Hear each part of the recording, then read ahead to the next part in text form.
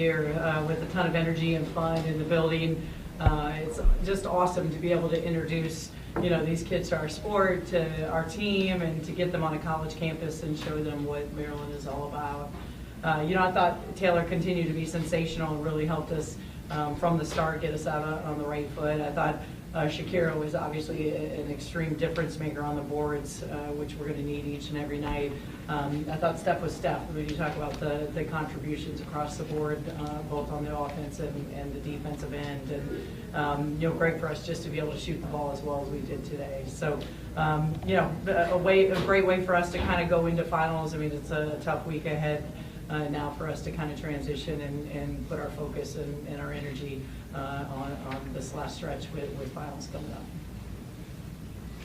Coach, we've heard you talk about all the shooters that you have on your team a lot, but it's everybody but Taylor else who's in double figures is in the front court. How are you feeling about your front court players, what they've been able to contribute, and kind of your defense overall with one game left? Yeah. I think you've really been able to see these last kind of 2 to 3 games were kind of really rounded into some great form, and obviously we have so many weapons when you talk about inside and the depth that we're able to bring off the bench and our size and our length, and then on the perimeter with our guard play. So I think our defense is coming along, but obviously we're continuing to put our head down and understanding that we have so many more great games ahead for us.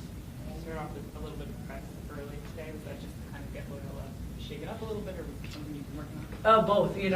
Obviously 11 a.m. tip. I wanted to make sure we were awake, and I thought we started kind of slow. They milked the shot clock, which was a smart thing to be able to do, and just kind of took us a little while in that first quarter to get going. But obviously something we want to be able to go to is our press, and being able to work on it was a positive thing for us today.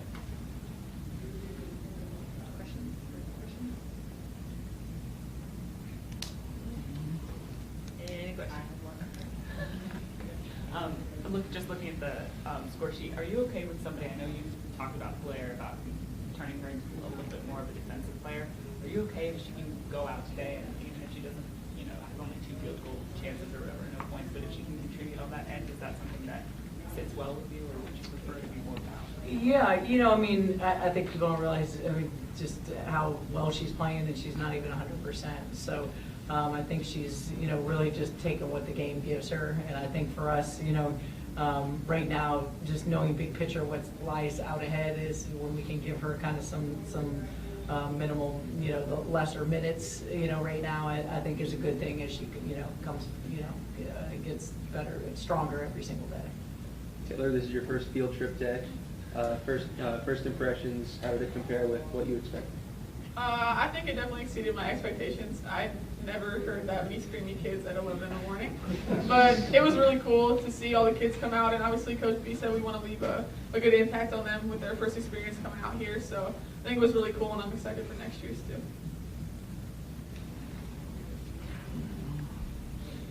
Coach,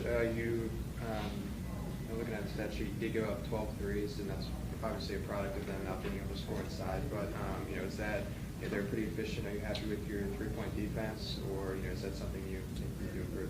Yeah, no.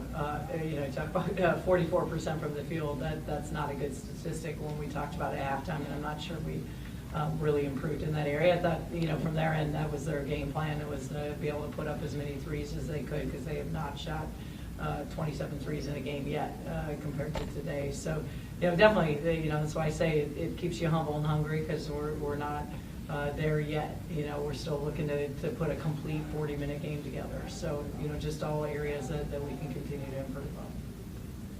Brenda, what will be the things, are there a couple things you have in mind that you want to work on at Delaware with just one kind of non-conference game left?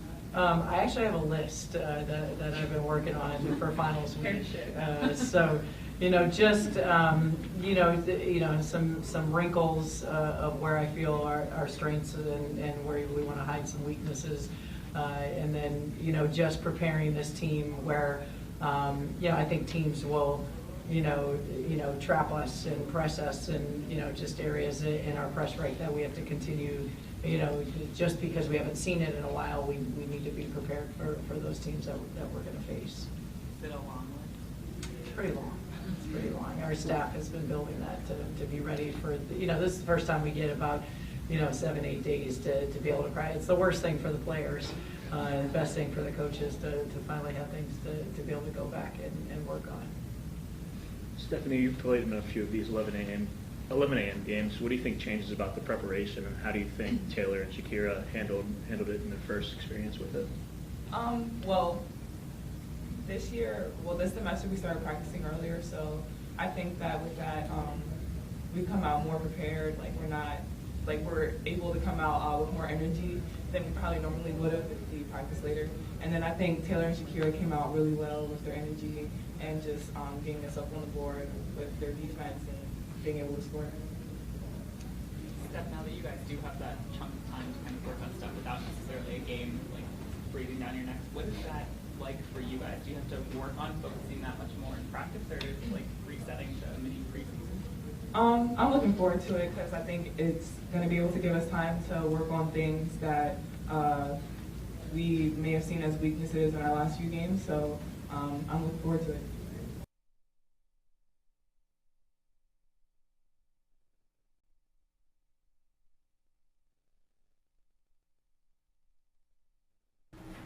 Good evening, everyone. Welcome to another edition of The Focus TV. Got Cardell Dudley here. I'm Wilson Tarpey Jr. We don't have Octavia with us tonight, but we can do our best to fill in with her with her NFC East segment. So that's going to take a lot for me to get through that because I genuinely don't care about your division as an entire whole. So however the fourth segment of you fans feel, just know I feel the same way about you all evenly. I just don't care. I don't like either of your groups any more than the other. So keep that in mind when we get to that part of the show. Also, week 3 of our high school basketball rankings will continue. Got some Terps action in our college segment. And we can't get through any show without the Wizards. And we got some go-go this week because they had a 2-game homestand over this past weekend, what Cardell was a part of. And rapid fire is a little bit longer tonight. So I'm anxious to get that started because we got a lot. Cardell went above and beyond preparing. We got questions on deck. Also, just want to give a quick shout out and congratulations to Atlanta United. 2 years in MLS, they're already champions. They're crown champions.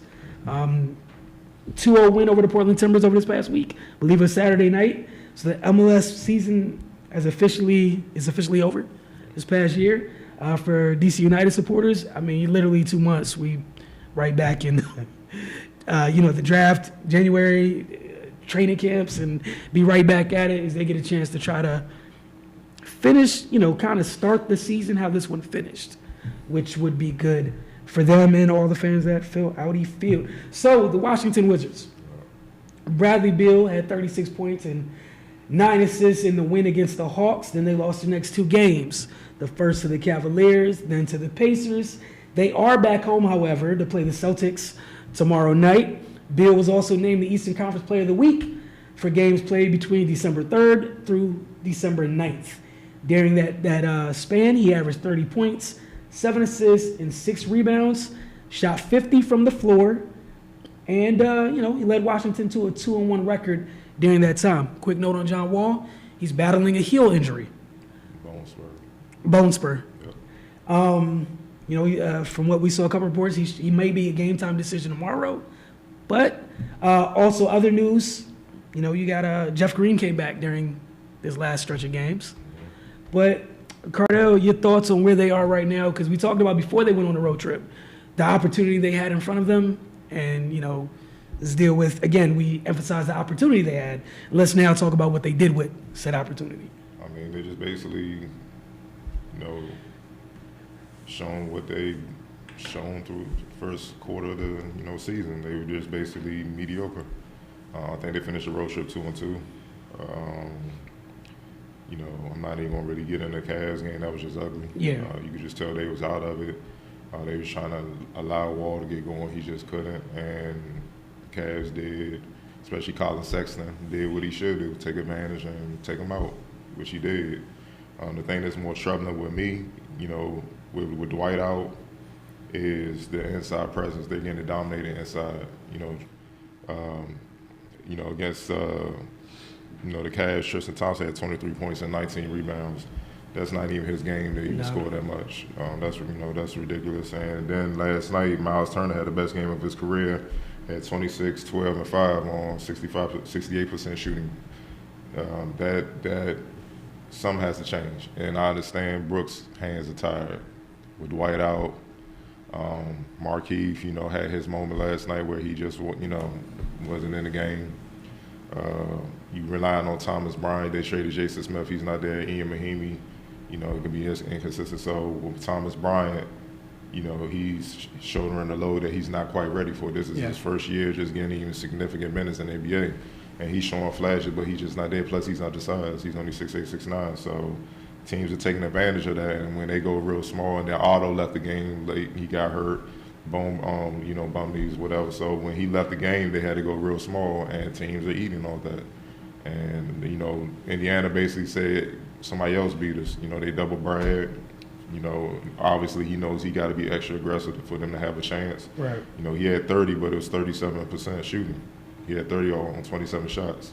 That's not good, and that's not ideal for him. So they have to do something to clean that up inside, and not just the dominance inside. How they getting dominated in paint scoring wise. They back to getting out rebounded. Cavs out rebounded on 56-42, and then last night they got out rebounded 57-41. It's been a consistent pattern throughout the season. When the Wizards get out rebounded, they lose, and they usually lose bad. So they have to change up. But the thing that's even more startling for me is when I saw how many, easy layups they were getting. Guys not getting back. And I understand you got to send more in to try to get the rebounds. But the other guy, 1 or 2 guys that's lingering behind, y'all got to get back, man. They was literally just make or miss, outletting the ball. That's stuff you do in high school. AAU, and then you overmatch your team, we gonna get them up out of here, rest the starters type stuff. And credit the Wizards for battling back when they were down 20 plus, but it's just the same old stuff that's been going on all year. And until that changes, you're gonna keep getting the same old results. Yeah. Another note on that, we got the go-go segment coming up next, but they've brought they recalled Troy Brown and Devin Robinson up to the Wizards. Do you feel like there's any substance behind that? Was it They need bodies. They dropping. Wall out. Porter, we don't know if he's going to play. Obviously, Dwight out. They just traded Jason Smith. I'm not sure the status of Sam Decker, if he's going to play yet. All that physical stuff got to pass. They need bodies. And Devin Robinson is playing well in the G League, deserves a shot. And his athleticism and length, they need bad. They need it bad, and they need some young energy that come in that's just hungry. You know what I mean? Troy Brown, he can play. I'm not sure how much of an impact he would have, obviously, with all those wings and guards in front of him. He would have limited opportunities, but he could play, he can help. Like right now, they got just reach and see what's out there, because it's hard. I know everybody's saying make moves and stuff. What move can they really make unless they trade for another, I guess, all-star caliber player straight up, where those contracts and salaries are similar? It's nothing they can really do. They're stuck. And the thing is, I know they don't want to risk trading guys, and you go back to when we were on a 20-win Bullets era and stuff like that. You don't want that to happen, but obviously changes got to be made. But what is that right now? It's hard to say, because obviously with the salary, and you just don't want to trade, just make trades just to make trades, and it's not gonna work that way. But right now, with the status with the injuries and stuff, man, they haven't had a healthy team all year.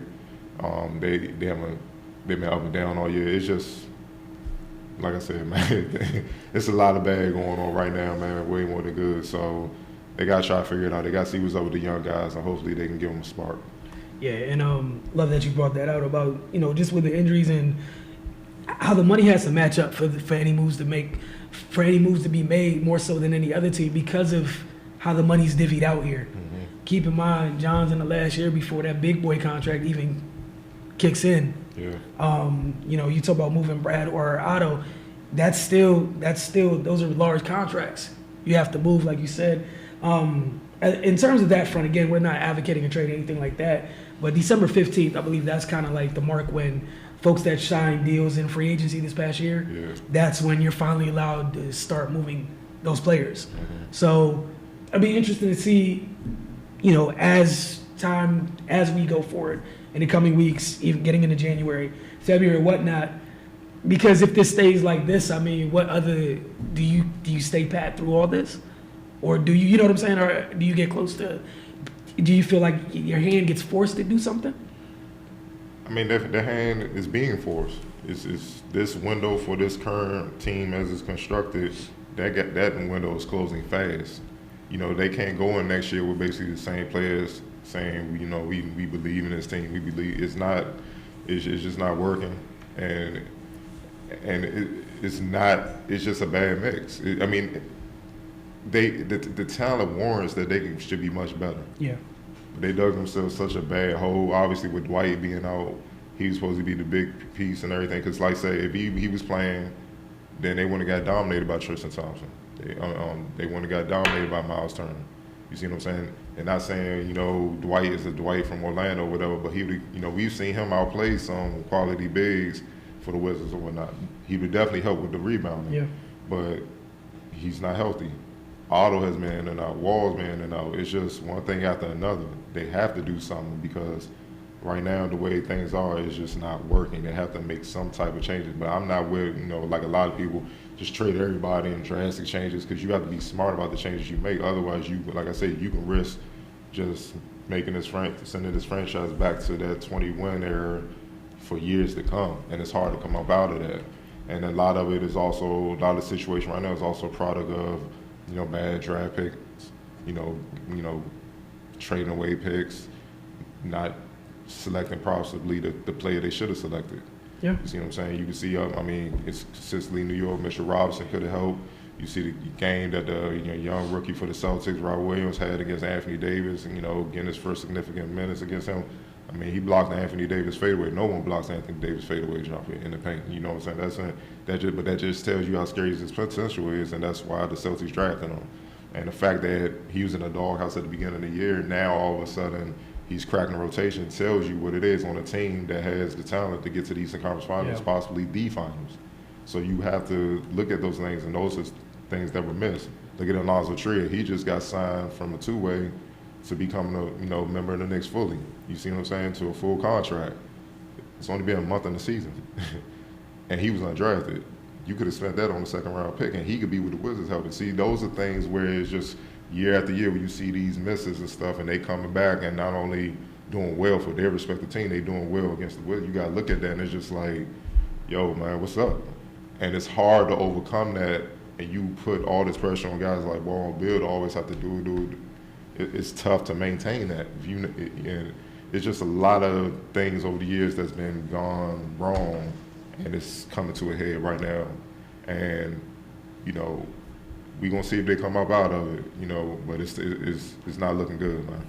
All right, so moving on to the level underneath them, to the Go-Go. Right. So about a couple of their members coming up to the Wizards. Right. But you were at one of the two games this weekend. Mm-hmm. What'd you see? I saw some promise with the Go-Go. They actually should have won that game. They was facing the Raptors 905, one of the best teams in the league, who's led by a 6'11" big man out of Oregon, Chris Boucher. Yeah. Averaging about 28, 11 a game. I think he's second in the league in scoring. I don't think he's qualified to, actually be. He ain't played enough games. But he fits right in the mold of what the Raptors are doing, the parent team, what I'm saying, with the long athletic skill wings and stuff. He fits right along with what they're trying to bring in and having their farm system. But, the Go-Go, for the most part, they had their chances to win, but, turnovers killed them at the end. They turned the ball over 24 times, but I think they had about 6 turnovers in the fourth quarter. And they had a lead, and you can't do that against a good team like the Raptors. Just like at the NBA, high school, college, any level, good teams will pick you apart. You keep giving them opportunities, they will eventually execute and make you pay for them. And that's what they did.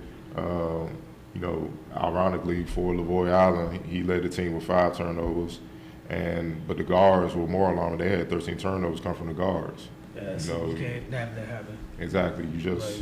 It's hard to beat a team like that. So. And turnover's been an issue for the capital city all season. They currently rank 18th in the G League, out of about 27 teams. Then, you know, they average 17.8 turnovers a game. That's more than the Wizards. You see what I'm saying? So it's, you know, I understand guys are trying to show what they can do, but it, you know, it got sloppy and it's costing games and whatnot. But they go 4-6, but they have the ability to get back on the winning side. The thing I took away from it, they have to improve, you know, three-point shooting. That's one thing that they're struggling with also, along with the turnovers. They shot 26% from deep against the Raptors, and the Raptors shot 39%. That was another key reason why they won. The Raptors won. Make matters worse, the front court of the Raptors, you know, Chris Boucher and Dingadale, they shot a combined 6 of 14 from three-point territory. And the only front court player for the Go-Go to make any threes was Devin Robinson, and which is why I think he would be a good help for the Wizards now that he has that range. You know, he shot 2 for 7. So no one else was close. They, as a team, they shoot 31% from deep, which is one of the worst in the league. So you got to keep an eye on that. Speaking about Devin Robinson, the Wizards need some youth movement, and we spoke about some young athletic bigs with them that are playing for other teams that they could have selected in this draft. Well, they had one of him in his farm system developing, and that's Devin Robinson. I like what I saw. He's a big athletic. You know, he can play both forward spots. He has to improve his ball handling to be significantly, you know, like consistently He's at over the three. yeah. But, you know, right now he's more of a 4. But he can impact the game on both ends. He blocks shots. I mean, every time he jumps, he's at the top of the square. He gets rebounds. He's active. I remember one time he got switched on Mika Bongo that plays for the Raptors, the point guard, and he stayed in front of him. He locked him up. Mika Bongo had to pass that thing up. Mika Bongo ISO and everything, try to go at him. So that tells you he could guard, stay with guards. He's strong enough to bang in the post on defense. Then on offense, he can shoot the 3, he can shoot the mid-range. Lord knows he can finish at the basket, catch lobs, which is easy for guys like Wall and Saturn Ramsey, guys that could pass or whatnot. You know, offensive rebound and stuff like that. He could be a huge spark plug if they, you know, allow him to get in the game and do what he does, you know, just show some things in limited minutes. You know, I love his potential. You know, he had about 17 rebounds, game high 17 rebounds in the loss to the Raptors, which tells you he's willing to get in there and mix it up. And, you know, I just, you know, it's just a matter if he would get the opportunity. Another player that shines, Chasson Randle, I mean, he might be one of the most efficient scorers I've seen for a guy his size. You know, he had 22 points and 9 of 18 shooting. He's averaging 30.5 points on 50% shooting from the field, 42% shooting from deep, and 90% shooting from the line. But you know, the thing I think that's keeping him from the league, he's only averaging 2.5 assists. He's not a good playmaker right now. He don't have that vision, but scoring wise, he can get it done. And sometimes the Wizards need scoring wise, but obviously he got to run the show. And also he got beat a lot. You know what I mean? You know, defensively, you got to be able to guard. And a lot of their guards had their way on. I'm going to touch on a couple of them. One that folks from the area will be familiar with. Troy Brown, he had 17 points, 8 rebounds, 4 assists. I always say he has Penny Hardaway symptoms. I ain't say he's going to be the next Penny Hardaway. I said he has symptoms with the way his big guard can handle, got vision, athletic, can shoot it. He can pretty much do it all. He just needs experience. I can tell he's getting bigger in the weight room, you know, physically and stuff. He's going into his own. Like I said, he may be a player down the road. Who knows? He might blossom quickly if he gets the opportunity with the Wizards. But you can see the talent. Like he has high talent. It's just a matter of he put the work in and reach it. And another former player from Eleanor Roosevelt, Morgan State, Tewan Kenley, you know, had one of his best efficient games scoring-wise I've seen. He had 15 points with 7 of 12 shooting, including a clutch three-pointer late in the game, you know, to try to put the go up before, you know, the Raptors made their run to close them out. You know, I'm impressed with him. The game is slowing down for him. You know, when we first saw him early season, he was just he sped all the way. You know, he was just all over the place all the time. But now you can tell the game is slowing down. He's taking his time. He's being more poised. He's picking his spots. For the Raptors 905, I talked about Chris Boucher. You know, averaging 28 on 50% shooting from the field, 33% shooting from deep, and 77% from the line. And to go with 11 rebounds, that's not all. He's a beast defensively as well. He's averaging 4.3 blocks and 1.2 steals a game right now. Like I said, he fits what the Raptors are building. You know, he fits exactly in their prototype, what they want at the forward position. And then another, you know, the guy that stood out to me for them also was Rodney Pryor, former Georgetown Warrior. You know, he was real sharp all game, and he's the one that actually hit the clutch shots late in the game to win the game, including a 3 over Chasson Randle. He averaged 13.7 points on 52% shooting from the field, 44% shooting from deep, and 80% from the line. Keep an eye on those guys. The Raptors, they won the championship a couple years ago. I think Jerry Stackhouse was the coach. They're right there in the mix again, so keep an eye on them. But the go-go, just play within themselves and just correct these simple mistakes, control the ball, and not shoot better from deep. They'll be fine. And the other thing for talk about the go-go, you guys in the area, definitely get out to taking these games. It's good basketball to watch. Yeah, and you don't know who's gonna get called up Yep. and be a future wizard or whatnot. It's not a waste of time. It's very competitive, Yep. and guys are fighting for jobs. So you're gonna see some inspired, hungry basketball. And the thing is, a lot of these guys were former college stars that y'all would have loved to see in college. Yeah, So, hey man, come on, check it out. It's good basketball. definitely, and it's a good facility too. Definitely enjoy being there. But we're gonna take a quick break. When we get back, we're gonna get into these high school rankings. You're watching the Focus TV.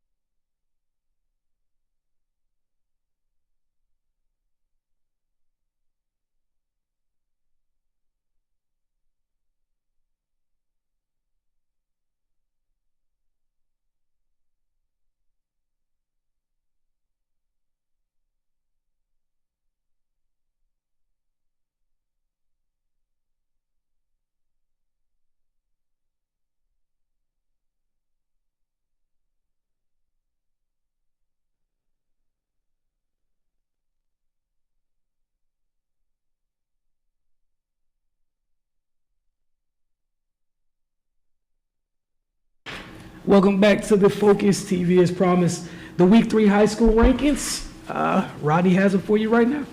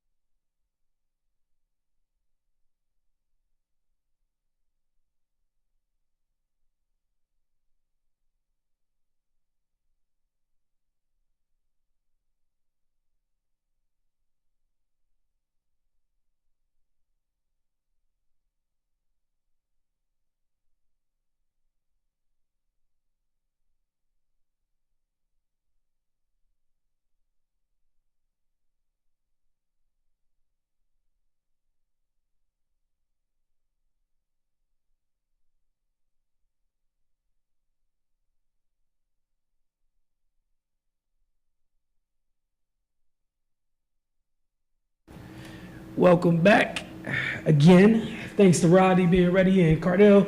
Shout out to you with the graphics for this week, man. Yep. Knocking that out. So, with the college segment this week, just a little Terps action for you.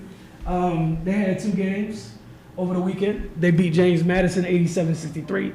Then followed that up with an 83-48 win over Loyola. Both games you expected to win. You're that part of the schedule, as we've said in the last couple shows. Against Loyola, I just want to give them props because in the first half I talked about Maryland's rebounding margin last week. They were up by 1 on the glass after a first half against Maryland, considering they didn't have any true bigs on the floor. They did such a great job. It was just a team effort boxing out.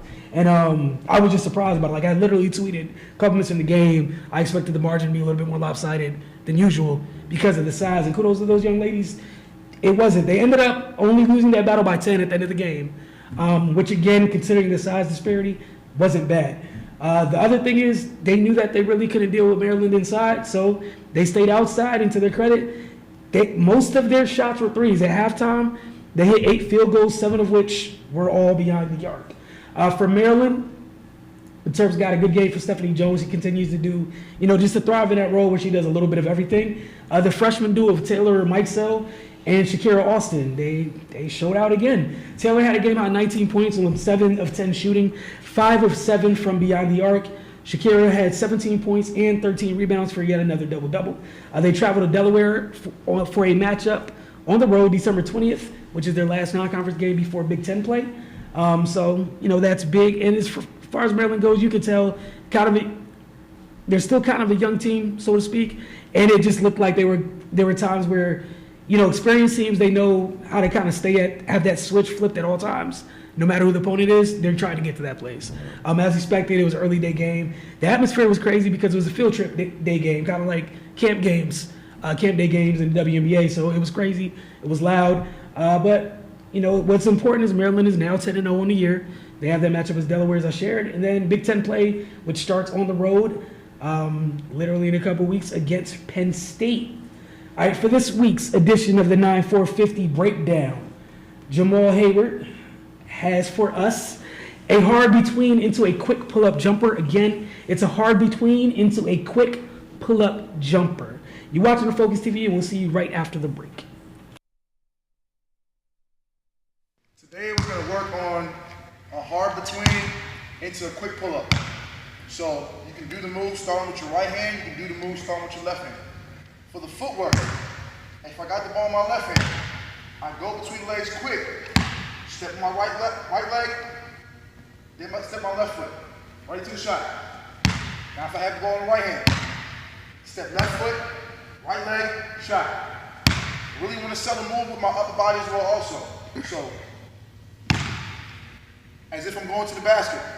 Sell it as if you're going to the basket. Get the defender backing up, right into your shot. You can do the move off a combination move as well also. Or, so, live speed.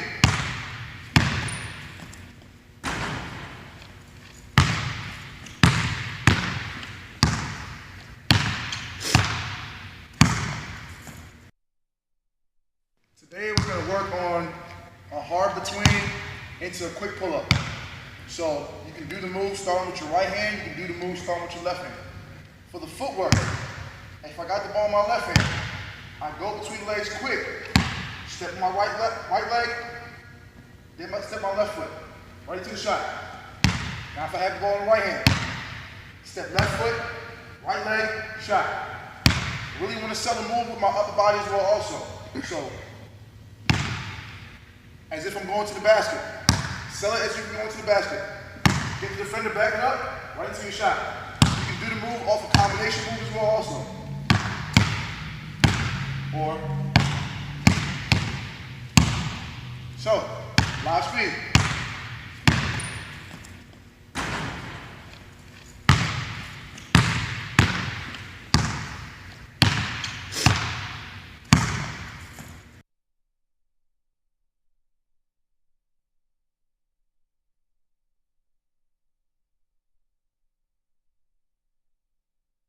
Again, as always, just want to thank Jamal Haber for 9-4-50 each and every week. We truly enjoyed these installments, and we hope you guys do as well.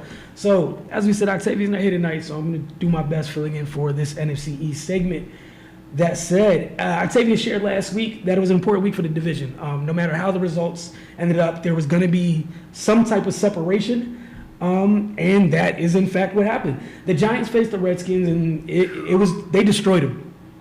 Yes, the Giants, the worst team in the division record-wise, destroyed the Washington Redskins. Yeah, I know about Washington's injuries or what have you, but again, they beat them 40-16. New York scored 27 of those points in the second quarter. Mark Sanchez was benched at halftime. Josh Johnson came in for the duration of the game. He completed 11 of 16 passes for 195 yards, a touchdown, and an interception. He also led the team in rushing with 45 yards on the ground, and he scored his first career rushing touchdown. Eli Manning was 14-22 for 197 yards. He had 3 touchdowns, and Saquon Barkley did as he pleased, 14 carries, 170 yards, and what's 1 touchdown. For you mathematicians out there, that's 12.1 yards a carry.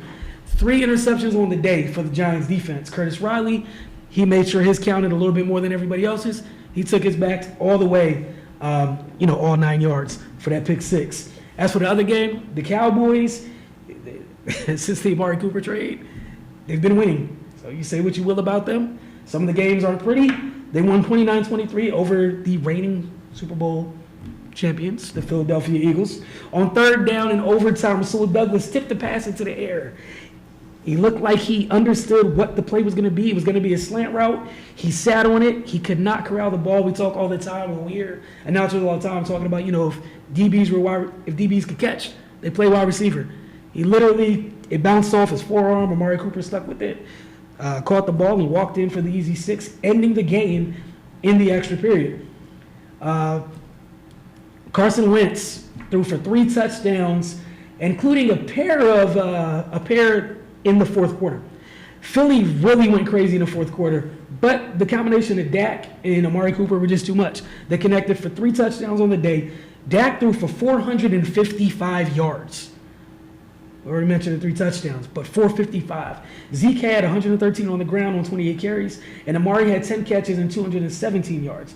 Yes, we know the Eagles' secondary is beat up, but the thing that's crazy to me, talk to my cousin all the time as a Cowboys fan, it's not like the Cowboys are great in terms of scheming offensively.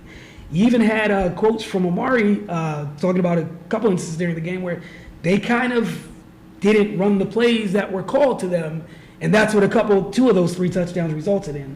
But what's important is the Cowboys are in control of the division at the moment with an 8-5 record. Philly and Washington followed them with records of 6-7, with the Eagles holding the tiebreaker currently, and the Giants are 5-8.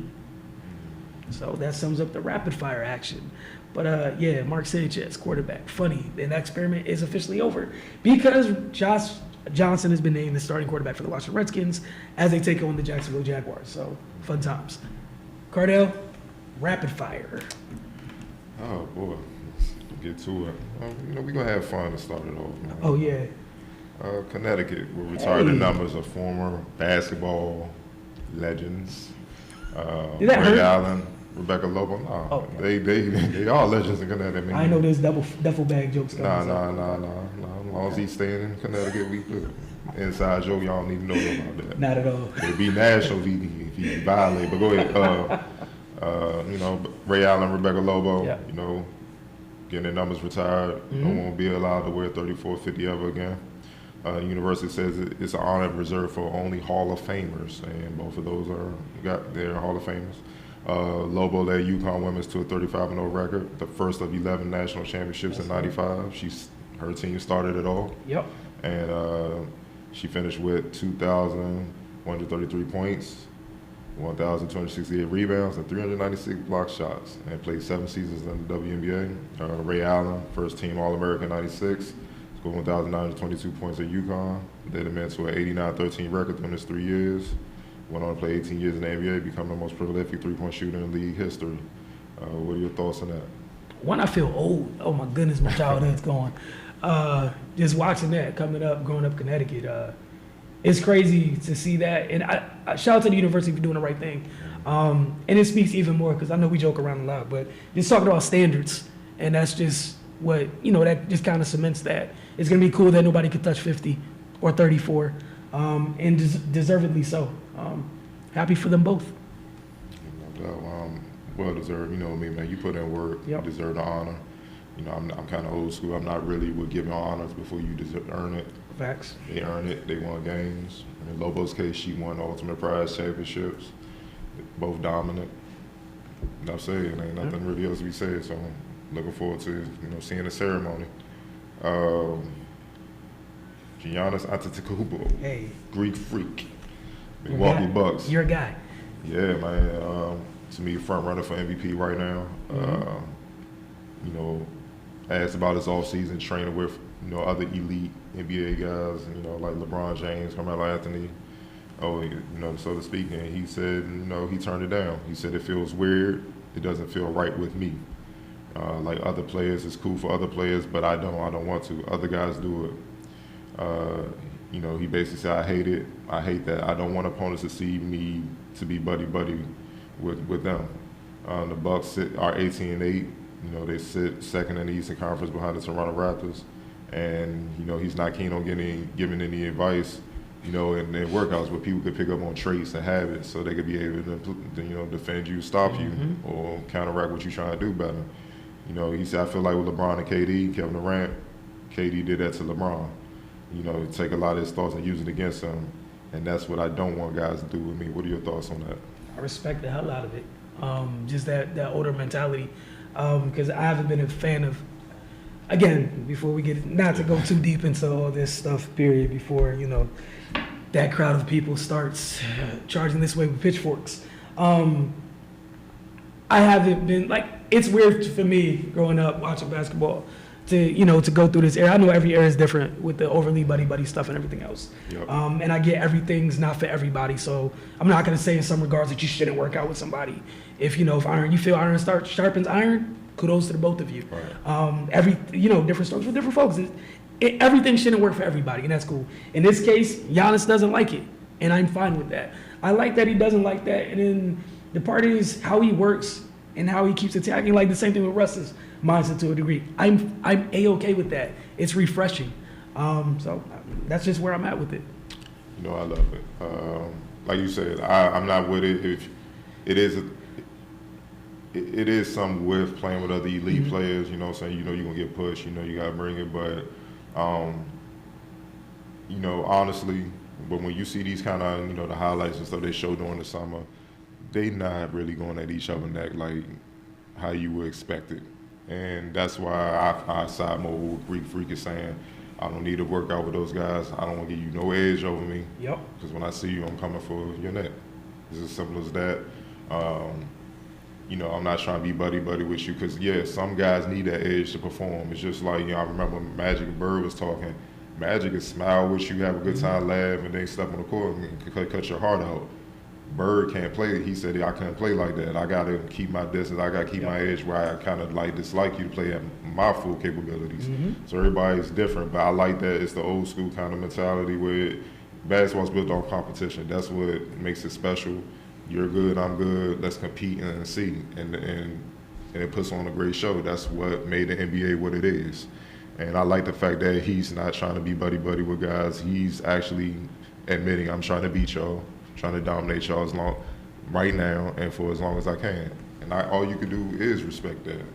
And, people trying to get on him, talking about, you should be thankful to be in those. Nah, I mean, my man, for proof that his way is working, my man is averaging currently 26.5 points, 13.3 rebounds, and 6 assists.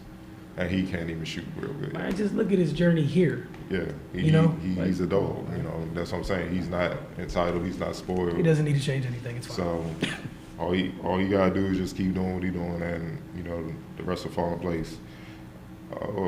Derek Fisher, he's been hired as the LA Sparks' new head coach. He said in a press conference, it's not a step down or sideways. Obviously, he was the former coach in the NBA.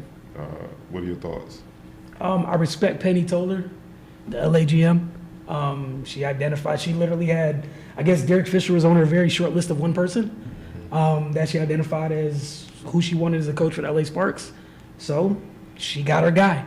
And I feel it's sad that Derek Fisher even had to say that, you know, because I mean, from a basketball perspective, yeah, we know it's not a step down or sideways. It's quality basketball. It is what it is. Obviously, it's not the NBA, WNBA. It's one's men's, one's women's, but it's the top of their leagues in their respective sides, right?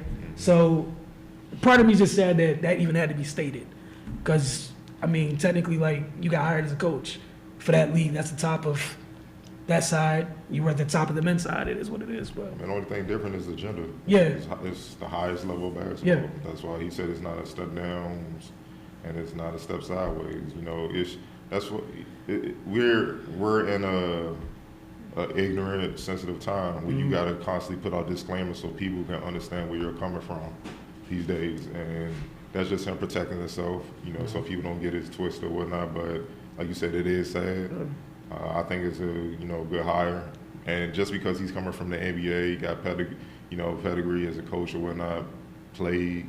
That's not even what I'm focusing on. I'm focusing on the fact that he's a winner.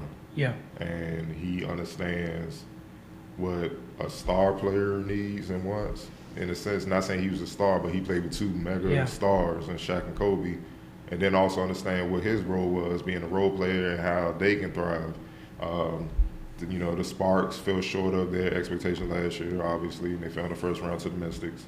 They were, basically fatigued. They were banged up, injured. They were tired from the long grind of the season and whatnot. So the head coach with Ager or whatnot, I didn't him stepping down thing not just shocked me, shocked a lot of people.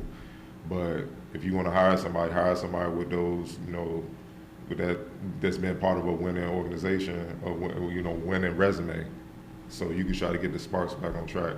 At the end of the day, it all starts with Candace, who's in her prime, and Aguma McCabe, who's entering her prime. I'm not gonna say she's completely in it, but she's entering it.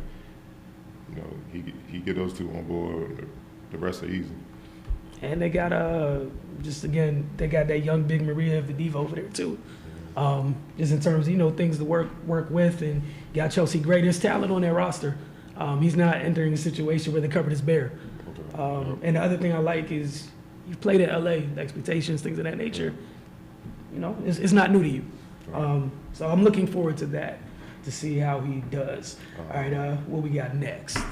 Maryland football hired Alabama offensive coordinator Mike Loxley as his next head coach. Loxley won the Broyles Award as the nation's top assistant and returns to school where he was twice an assistant. Ideal hire? Yeah, I feel like it's one of those things where you haven't gotten it right for quite a while now. Despite that, you still have gotten players to the pros, but in terms of sustaining a program, you failed at that. I don't think there's anything wrong with, if you're going to swing for the fences or try to get this ship righted, you go to the place where it's been nothing but dominance, because you got to establish a culture here. Right. Why not get someone who's been around arguably the best culture on that level, for the last, 9-10 years or something like that. So, I'm here for it. And the school needs this to work on so many fronts after, let's keep it a buck, after this year. They need, this, man, yeah. I love it. Maryland football is my team. I'm not going to sugarcoat it. I like the fact that it's a minority hire. Yeah. Somebody that understands, us. Yep. You know what I'm saying? It is what it is. And he's a former assistant, so he knows the area. But he's been at Alabama, like you said, dang near a decade. So he has ties to all the top programs and players in the country. So that means I'm looking at recruiting. Yep. He can step the game up recruiting-wise. And also establish, like you said, a culture of discipline, a culture of accountability, where you won't have what happened in this offseason, a player dying on your watch and people acting like they don't know what happened. You see what I'm saying? So, it's sad when the players are more accountable than the adults. Yep. That's a problem.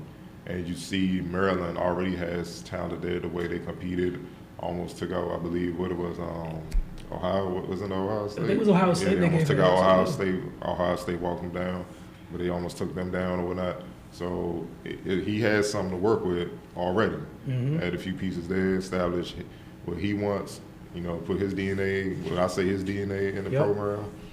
The sky's the limit, and he's an offensive mind. So we already know the offense going to get going. Now, we got to see what happens on the defensive side because they got to get stops. But I love this hire, and I think it's only upwards from here.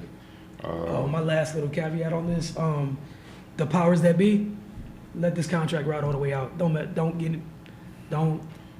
sabotage yourself again. Yeah, Maryland has a history of forcing out great coaches before their time's up. So that's why I said this is my last little caveat on that. No matter, before, I don't know if he's going to be great here, but just saying if he continues the level of what he's done so far in his career, right, and he gets this thing turned around, don't end this before it has to. Right.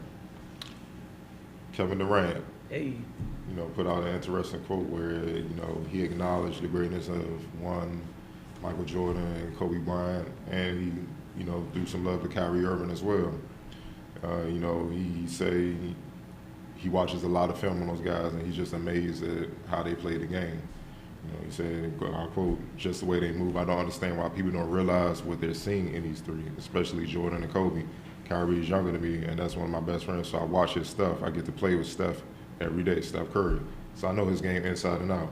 But watching Kobe and Mike, I'm like, how do you not realize how good these dudes are? How do you not say they're by far better than anybody who's played the game just by the way they move, how fluid they are? Kevin Durant kept going. I can't do what MJ does. I can't palm the ball. I wish. I can't shoot the turnaround, pump, fake, spin, half spin, fade away like Kobe, or crossover like Kyrie. I can't do it, but I can try. I can do it in my version, do it in my way. It keeps me creative and my excitement level for the game. Everybody that comes to my house, whether it's friends or family, I make them watch Jordan highlights. This is the equivalent to Albert Einstein, effing Ludwig van Beethoven, or Barack Obama. This is the greatest talent and athletes and minds of the world. Just because they play sports, people think one way, but they're masters, they're geniuses. I just started realizing that a few years ago. Watching those guys here really sparked my creativity. He also gave some shout-outs to Milwaukee Bucks, Sidney Moncrief, and former New York Knicks, Bernard King and Stephon Marbury. What are your thoughts on that quote? You know how refreshing it is, man. Perfect word. To hear somebody talk like just to be a student of the game to this degree, right? And then the other thing is the maturation we're getting to see. Like we were talking about last year, watching his, when he was doing what he was doing in the playoffs and the finals and whatnot. We're seeing little bits of his game that you see bits and pieces between you and I talking where stuff looks, stuff looks a little familiar. Season the moment. And I love how he said doing his version of it. And it's fun because, one, this is somebody who, say what you want about him from the personal side. I really not delving into that or whatever, but strictly basketball. We're talking about somebody who has been given the ability to do so many different things on the basketball court, right? And the fact that he's still searching, reaching, trying to learn, add to it. As I said, that word at the beginning, it's just refreshing. And I look forward to watching, what is he, 28, 29 or whatever? Okay. About 30 right now. So, in his prime, just watching, we get to see a couple more years as he keeps adding to his craft. I enjoyed every bit of this, man. Me being a diehard student of the game, I always watch film on past greats and whatnot to now. It was great for me. And it made me respect him even more as a basketball player. And then, my respect for him was at an all-time high anyway. I'm not going to get in all that stupid stuff like a lot of people who don't make mistakes and got skeletons in their closet, man. If the worst we could talk about is some damn burner account crap. Pretty good, sir. Yeah, he's a pretty good dude. So I'm not tripping off that. But I'm a student in the game, and I that's why I tweeted he gets it. Mm-hmm. You see what I'm saying? And a lot of people who so caught up, and this is not no fault of LeBron, but some people caught up in that wave, they don't understand the difference of why we're saying like there's no comparison to like Mike. There's no comparison to that guy. And KD basically spoke on it. It's the creativity, it's the details, and the stuff that still hasn't been duplicated. Kobe duplicated some things, but he didn't duplicate it all, and he wasn't as consistent doing it. It's the reason why Mike ended up being a GOAT. It's not the fact that he did those things one game or 1 year or a couple years. it was consistently throughout his career. Even at 38, 39, 40, he rolled back the clock and showed you what he was. And he was basically a combination of having a great IQ, ultimate competitor, elite athleticism, size and skill. All that combination, all that combination came together, and that's what you got. It was like the perfect storm. You cannot watch that guy, I don't care what position you play, you cannot watch that guy and not pick up something that can elevate your game. In every aspect, passing, being a leader, knowing what to do in clutch situations, playing defense on whoever, help side defense, rebounding, playing hurt, teammates not coming through, what you got to do, every situation, just studying, and you will understand what it was, and that's why he's the GOAT. And no coincidence, he said, I just started picking up on that, a few years ago. That's when KD started elevating a few years ago to what he is now, 2-time final MVP and a champion. So, and people are also saying he might be the greatest scorer of all time. I'm not going there. He's in that mix, though. He's definitely in that top 5 range. But saying he's the best ever, it's hard to say that because the guy he talking about won 10 straight scoring titles and he has the highest scoring average ever. So it's hard to say that, and the highest playoff scoring average, which is higher than his regular season average. But we can run down Jordan's resume and it gets sick. We ain't got time for that. But I just appreciate it, and not just the Jordan aspect and the Kobe aspect, the approach to the game. You say Bernard King, dude? No, he said Sidney Moncrief. See, people, that's what I'm saying. But these generation and everything, they call them plumbers. Sidney Moncrief was a dog. See, when they talk about when Jordan lost in the playoffs early in his career, he lost to the Celtics and he lost to the Bucks. Yeah. The best player on that team he had to go up against was Sidney Moncrief. Yeah. So the fact that KD know about these guys and everything, man, that's why he's becoming a complete player, and that's why I say it, he's on par with LeBron James. And actually right now he's playing a complete brand of basketball where he's doing defensively than LeBron right now. So I was just impressed, and I'm happy he said that. Nah, like I said, it was just so refreshing. And like you said, I agree with you, Hartley. I had high respect, but just to know that you're still mentally searching and learning, it is just great. All right, so one quick last question. Raiders GM Reggie McKenzie was fired. Yeah, that's easy. By John Gruden. Yep. What's your thoughts? I mean, you go ahead, then I'll go ahead so I can close the show. Ego. It's just ego. McKenzie had what he was building. Mm-hmm. John Gruden's trying to establish all his own direction in every aspect moving forward. He's playing a dangerous game. Mm-hmm. I've seen this happen a lot where a lot of coaches come in, just erase it, and it's like, you have momentum going. Why would you just had to tweak if something ain't broke, why are you trying to fix it? But ego's a mug, so we're going to see what happens. Yeah, you just, I'm happy for Reggie McKenzie. You're free from this. No, I'm serious. Just keep it about. You're free. So you were on the verge of building something. Mm-hmm. Someone came along and people said that this guy supposedly, I guess technically supposed to be smarter than you or whatever. They made you the fall guy. He sat in the dark, made these moves. Nobody said anything. I'm happy you're free from this because you can no longer get blamed for whatever this now becomes. Secondly, the people that you drafted at the top of these drafts, at these places with those first round picks. Yep. We talk about the Dallas Cowboys turnaround, right? All right, cool. We talk about Amari Cooper. The Bears have one of the best finishers in the league. All right, cool. Reggie drafted those guys. It took you 8 weeks to figure out what to do with the quarterback Reggie drafted. Hey, Reggie doesn't. Hey, rest my case. I'm done. I'm done with all that. But I want to thank you guys for tuning in. Get over to finestmag.com. Get over to mymonosports.com. We got Wizards action this week. Got 2 games. Got Boston Wednesday. Got Lakers on Sunday. Yep. They got the Nets in between. So stay up with us for coverage. And we'll see you guys next week. Same time, same place, right here on the Focus TV.